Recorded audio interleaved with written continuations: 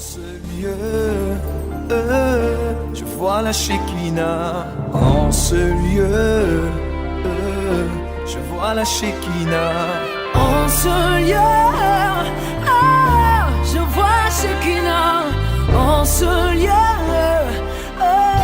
je vois la Shekinah. Shalom, shalom, bien-aimés amis de Jésus. Ce matin, nous sommes dans cette merveilleuse présence du Seigneur et nous sommes rassemblés au nom du Père et du Fils et du Saint-Esprit. Amen. Alors ce matin, bien-aimés, c'est un jour merveilleux parce que chaque jour que le Seigneur nous donne, c'est vraiment des jours bénis parce que chaque jour le Seigneur nous renouvelle sa bonté. Et ce matin, il nous a encore renouvelé sa bonté. Et s'il t'a donné la grâce de prier, je crois que nous devons lui dire merci. Il a permis que nous puissions nous réveiller de notre sommeil. C'est un cadeau. Il nous a donné la force de lui parler. C'est une grâce. Il nous donne d'entendre, de voir, de parler, de toucher, de marcher, de nous mouvoir. C'est un cadeau. Et c'est le signe de sa bonté dans notre vie. C'est pourquoi je t'invite à ne pas te taire ce matin, mais à dire merci à papa. Dis-lui tout simplement merci. Peut-être que tu es malade ou tu vis une situation difficile. Quelque chose que tu n'arrives pas à comprendre. Quelque chose que tu n'arrives même pas à maîtriser. Mais je voudrais que tu dises merci papa. Parce que la Bible dit que tout ce que nous vivons concourt à notre bien. Alors dis merci à papa. Parce qu'il sait pourquoi. Dis-lui merci. Peu importe ce que tu vis. Dis-lui merci papa. Papa, je te bénis. Parce que ce que je vis, je ne comprends pas. Pour le moment, je ne comprends pas. Mais je sais que ta mère est dedans. Parce que je sais que tu vas me faire comprendre quelque chose. Tu vas m'enseigner quelque chose. Je te dis merci ce matin pour tous mes frères et sœurs du renouveau charismatique. Seigneur, pour ta main qui est posée sur notre vie et pour ta bonté qui se renouvelle chaque matin en nous. Je bénis ton nom, papa. Seigneur, pour cette retraite ouverte. Là où tu nous accordes ta grâce, là où tu nous accordes ta faveur, là où tu nous enseignes. Je te dis infiniment merci, Père. Parce que tu es celui qui est le bon papa, le meilleur des papas, le véritable papa, c'est toi. Et ce matin, je me réjouis d'être dans ta présence. Parce que sans toi, ma vie n'a aucun sens et ma vie tombe en ruine. Je préfère être dans ta présence que d'être ailleurs. Je préfère écouter ta parole, écouter ta voix, qu'écouter d'autres voix, Seigneur. Parce que ta parole est esprit et vie. Et elle me donne la vie. Et elle me réjouit. Elle me conduit. Elle me restaure. Père, que ton nom soit glorifié ce matin. Dans la vie de tous les membres de ma famille. Dans la vie de tous mes frères et sœurs qui prient avec nous. Et tous mes frères et sœurs du renouveau charismatique. Merci pour la vie de chacun. Merci pour la vie du berger national. Merci pour la vie du berger diocésain. Merci pour la vie de chaque membre des ministères. Merci pour la vie de chaque membre du noyau. Oh Seigneur, pour ce que tu fais dans la vie de chacun.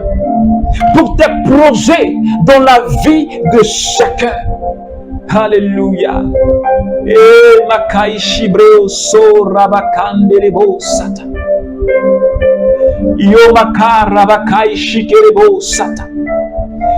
Makiri baro torobo sakiri antarabakeshi. Rabebebebe mota katayakata. Rebebebe shokatarabakiri antarabakora. Oh Saint-Esprit, je te dis déjà merci. Parce que tu es déjà présent. Parce que tu es présent dans ta maison. Parce que tu es déjà là, oh Esprit de Dieu. Est-ce que quelqu'un peut parler au Saint-Esprit? Est-ce que tu peux lui parler comme tu peux lui parler en amoureux? Saint-Esprit, je t'aime. Tu es tellement beau, Seigneur. Tu es tellement merveilleux que je ne veux même pas rester. Je ne veux pas rester hors de ta présence. Mais je veux être dans ta présence tous les jours. Je veux passer mon éternité dans ta présence. Parce que ta présence me réconforte, elle me fait du bien. J'aime ta présence, Seigneur. J'aime ton amour, j'aime ta faveur, j'aime ta présence dans la vie de chacun de nous, Seigneur. J'aime tes œuvres dans la vie de chaque membre du renouveau charismatique. J'aime ton agir et ta puissance et l'onction que tu déploies. J'aime ta présence, Seigneur. Alléluia. Merci, Seigneur.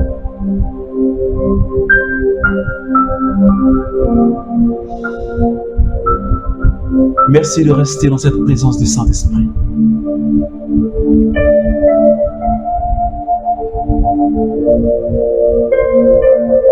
Matthieu chapitre 9, le verset 9.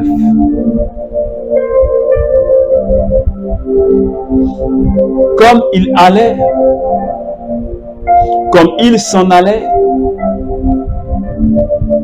Jésus vit en passant, assis au bureau des taxes, un homme qui s'appelait Matthieu. Il lui dit, « Suis-moi. » Il se leva et le suivit. Parole du Seigneur. Alors, bien-aimés amis de Jésus, depuis le début de cette semaine, le Seigneur nous parle de l'appel. Et je crois que si le Seigneur nous conduit sur ce chemin, si le Seigneur nous fait entendre ces paroles, c'est parce que quelque part il y a un besoin. Il nous parle de l'appel. Et ce matin, Jésus, en passant, il passait près d'un bureau de taxes. Il passait vers les impôts. Et il a vu un homme qui était assis au bureau. Un douanier. Il s'appelait Matthieu. Et il lui dit, « Suis-moi. » Alors, ce qui me touche, Matthieu n'a pas réfléchi. Il n'a pas trop réfléchi. Et de manière instantanée, il se leva et le suivit. Waouh! Waouh! Matthieu abandonne son poste de collecteur d'impôts, de taxes, et il suit un inconnu. Quelqu'un qu'il n'a jamais vu. Il laisse son travail, ce qui lui donne à manger, et il suit Jésus. Quelqu'un qu'il ne connaît pas, qu'il a vu peut-être pour la première fois. Je me demande, qu'est-ce qui a dû séduire Matthieu? Évidemment, il y a quelque chose qui l'a séduit. Il y a quelque chose qu'il a vu en Jésus. Et c'est pourquoi l'apôtre Saint Paul a dit, il dit, j'avais des avantages. Philippiens chapitre 3. J'avais des biens. Mais tous les biens que j'avais, tous les avantages que j'ai, je les considère comme étant des déchets devant la connaissance de Jésus. Il y a eu un bouleversement dans la vie de Paul quand il a rencontré Jésus. Et c'est la même chose qui est arrivée à Matthieu. Quand il a rencontré, quand les deux regards se sont croisés, Matthieu ne pouvait pas résister. Quand son regard et celui de Jésus se sont croisés, quand il a croisé le regard de Dieu, quelque chose s'est passé en lui. Il y a eu un déclic. C'est pourquoi il s'est levé. Il a quitté même ce qui était considéré comme le plus important, son travail, ce qui le nourrissait, ce qui était la priorité de sa vie, ce qui faisait sa vie, auquel il était attaché. Il a laissé, il a suivi Jésus. Est-ce que quelqu'un me suit ce soir, ce matin?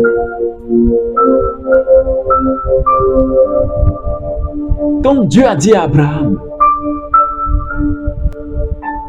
prends ton fils Isaac et sacrifie-le.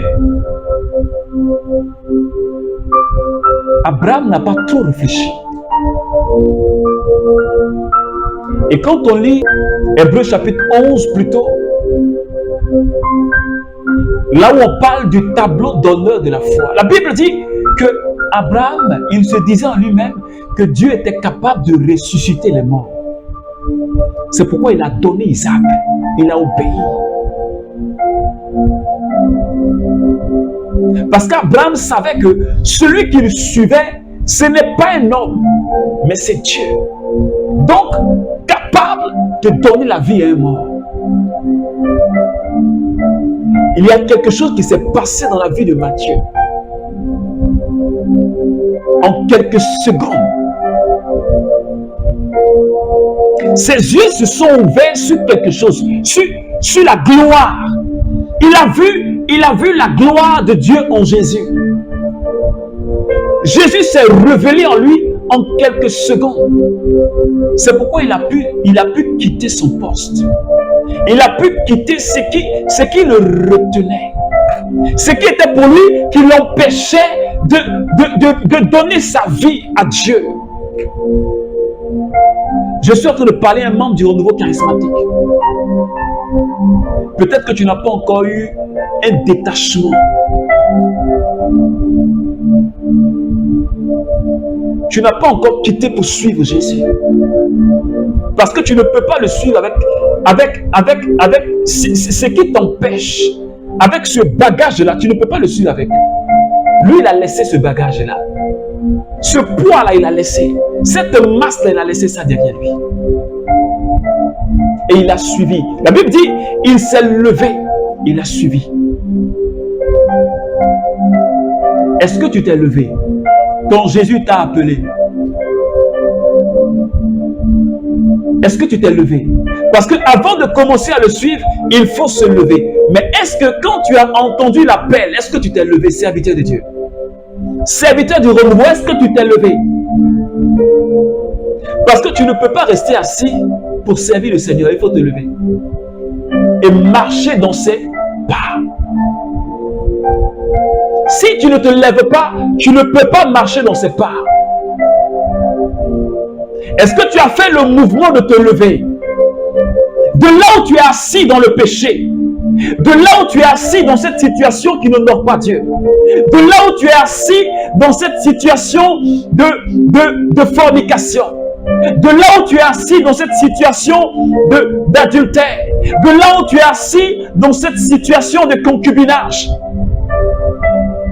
de là où tu es assis dans cette situation de vagabondage sexuel, de là où tu es assis dans cette situation d'hypocrisie, de mensonge et de vol. Serviteur du renouveau charismatique, est-ce que tu t'es levé de cette situation? De cette misère que tu fais vivre à ton épouse et à ton mari? De la haine que tu as pour tes collègues de travail et des personnes de ton entourage? Est-ce que tu t'es levé de cela? De ce manque de pardon que tu dois, est-ce que tu t'es levé de cela? Parce que si tu veux suivre Jésus, si tu veux réellement être son serviteur, Si je veux être son serviteur, je dois me lever de tous. Je dois me lever de là où je suis assis qui n'honore pas le Seigneur. Parce que Matthieu était assis au poste de collecteur d'impôts. C'est les gens qui détournaient de l'argent. Et on les prenait pour des pécheurs publics. Est-ce que cette situation qui te maintient là, est-ce que tu veux te lever de là? Parce que ça t'empêche de servir Dieu. Tu ne peux pas aller dire à quelqu'un, vis dans la sanctification, pendant que toi tu es assis dans la fornication. Tu ne peux pas. Tu ne peux pas dire à quelqu'un, arrête de tricher. Pourtant toi-même tu vis dans la corruption. Tu ne pourras pas.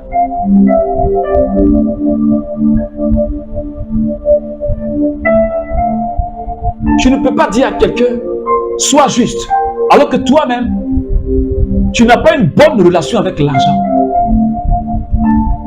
Parce que tu voles, tu ne peux pas enseigner.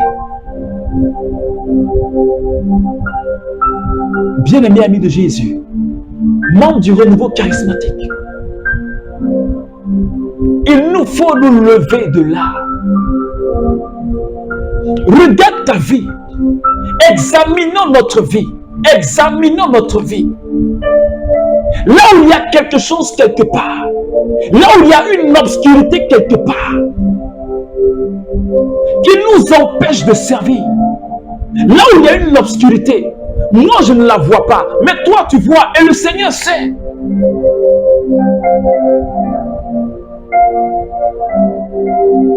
Là où il y a cette obscurité, laisse le Seigneur mettre le doigt dessus et enlever cela. Laisse le Seigneur toucher à ça et enlever cela de ta vie.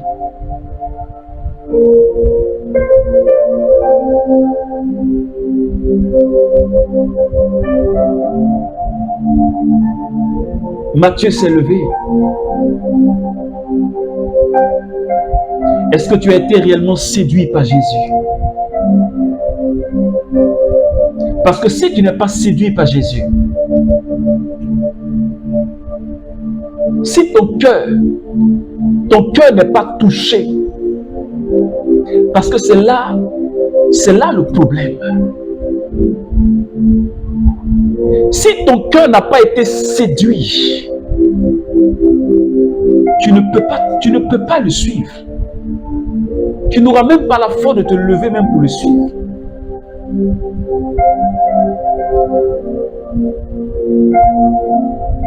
Ouvre ton cœur à la grâce de Dieu. Ouvre ton cœur à la grâce de Dieu. Parce que si tu l'as réellement rencontré, si tu l'as réellement rencontré, est-ce que quelqu'un me comprend? Si tu as rencontré Jésus, si tu as expérimenté Jésus,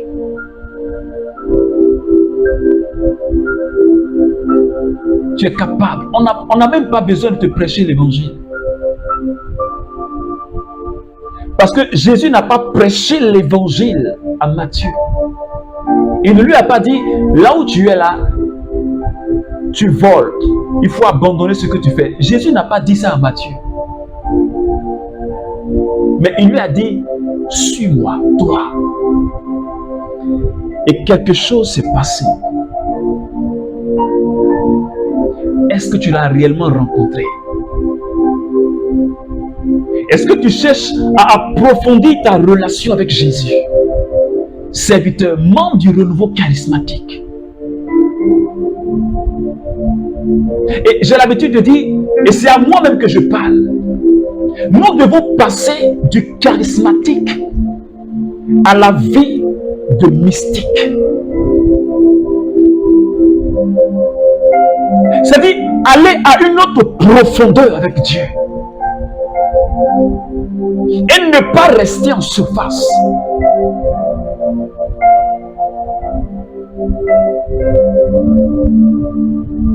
Jésus t'appelle. Mon frère, Jésus t'appelle. Lève-toi de toutes ces choses-là. Et suis-le. Parce qu'il a une mission à te confier. Et Jésus a fait de Matthieu un pêcheur d'hommes, un gagneur d'hommes, un gagneur d'âmes. Prie avec moi ce matin. Seigneur, tu as appelé Matthieu. Il était à son poste. Tu ne lui as pas parlé de toi. Mais quelque chose s'est passé dans son cœur et dans sa vie. Moi aussi, Seigneur, je veux te rencontrer. Je veux faire l'expérience avec toi pour que ma vie change.